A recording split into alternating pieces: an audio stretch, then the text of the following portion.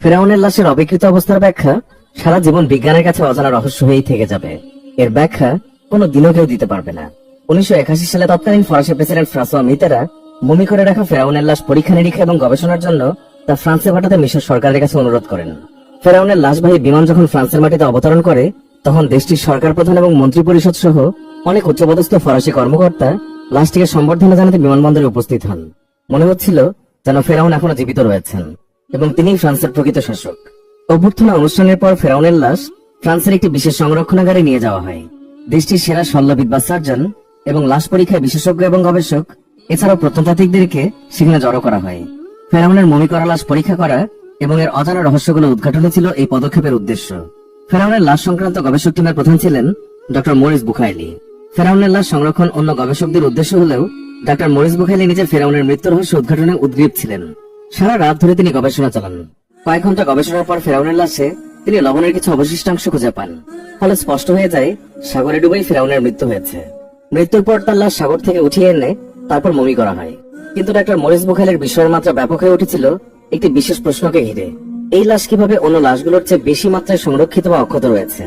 Doctor Morris Bucaille যখন ফেরাউনের মৃত্যুর কারণ নিয়ে চূড়ান্ত প্রতিবেদন তৈরি করছিলেন এবং তাতে এটা লেখেন যে ফেরাউন সাগরে ডুবেই মারা গেছে, তখন উপস্থিত সঙ্গীদের একজন তাকে বলেন এই গবেষণার ফলাফল প্রকাশে তাড়াহুড়ো না করাই ভালো হবে, কারণ এই গবেষণার ফলাফল মুসলমানদের মতের পক্ষে যাচ্ছে।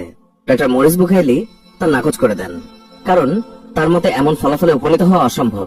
বিজ্ঞানের ব্যাপক উন্নতি এবং পরীক্ষা নিরীক্ষার অত্যন্ত উন্নত মানের এবং নিখুঁত সাজ সরঞ্জাম এবং উন্নত কম্পিউটার ছাড়া এটা প্রমাণ করা সম্ভব নয় বলে মরিস বুখাইলি মনে করতেন। এরপর ডক্টর মরিস বুখাইলিকে বলা হয় মুসলমানদের ধর্মগ্রন্থে এসেছে ফেরাউন ডুবে মারা গেছে, মৃত্যুর পরও তার শরীর অক্ষত থেকে যায়। এই কথা শুনে বিস্ময় হতবাক ডক্টর মরিস বুখাইলি ভাবলেন এটা কি মোটেও যৌক্তিক, কারণ মুহাম্মদ রাসূলুল্লাহ সাল্লাল্লাহু আলাইহি ওয়াসাল্লামের যুগের আরব জাতি এবং অন্যান্য মিশরীয়দের মাধ্যমে ফেরাউনের লাশ মমি করার কথা জানত না।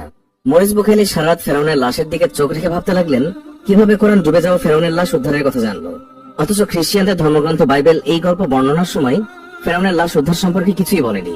নিজেকে তিনি প্রশ্ন করলেন এটা কি সেই ফেরাউন যে হযরত মুসা আলাইহিস সালামকে গ্রেফতারের জন্য তার পেছনে ছুটেছিল?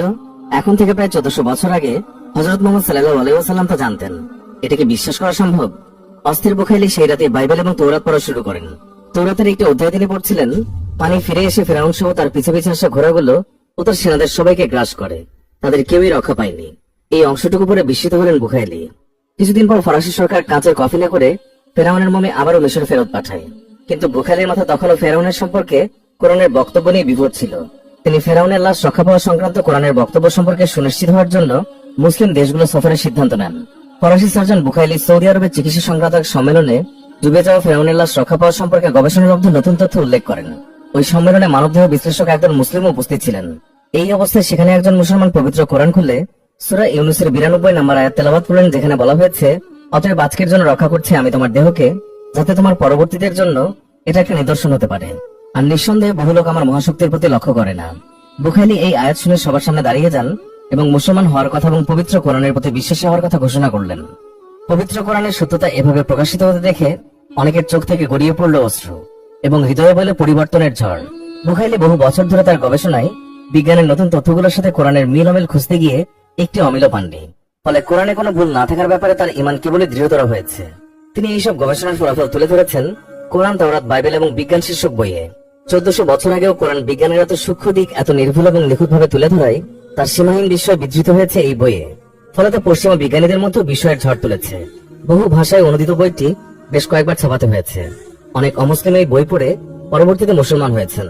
ফেরাউন সংক্রান্ত গবেষণার সাথে কোরআনের দেয়া তথ্যের মিল পেয়ে বুখাইলি উচ্চারণ করেছিলেন কোরআনের এই আয়াত। এরা কি কোরআনের প্রতি লক্ষ্য করে না? এটা যদি আল্লাহ ছাড়া অন্য কারো পক্ষ থেকে হতো তবে এতে অবশ্যই বহু বৈপরীত্য বা ভুল দেখতে পেত। সূরা নিসা আয়াত 82। এছাড়াও আরো জানা গেছে ফেরাউন নিজেকে আল্লাহ বা ঈশ্বর হিসেবে ঘোষণা করেছিলেন, যা ছিল নাস্তিকতার চরম বহিঃপ্রকাশ। আল্লাহ তাকে শাস্তি স্বরূপ তার মরদেহ চিরকাল অবিকৃত থাকার ঘোষণা শাস্তি স্বরূপ প্রদান করেছিলেন, যা পবিত্র কোরআনে বর্ণিত হয়েছে। এই অবিকৃত দেহটি যুগ যুগ ধরে একটি সতর্কবার্তা নির্দেশ করবে, স্মরণ করিয়ে দেবে যে আল্লাহ এক এবং তার কোনো অংশীদারি নেই। তিনি ব্যতীত আর কোনো মাবুদ নেই যে সৃষ্টি জগৎকে লালন করবে।